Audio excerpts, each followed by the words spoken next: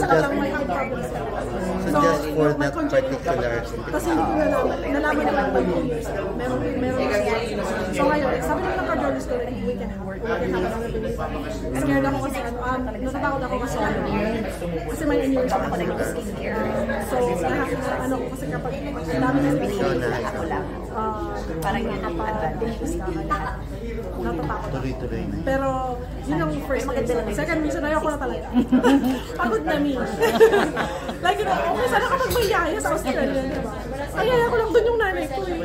Afford nyo naman na ngayon? Oh, hindi. Mahal dun. Mahal.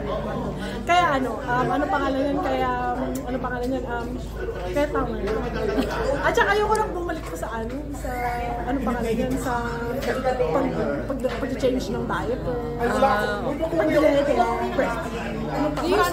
Do you see yourself living in the Philippines na? Hindi pa.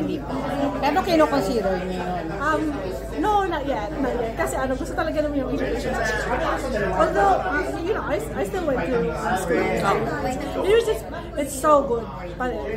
It's like, hindi siya mapapalitan ng Eva. Pero doon na kasi yung lumaki si Jen. Kaya mahirap kapag dito sila school ulit. Kahit sinasabi mong bata pa sila, mahirap pa rin.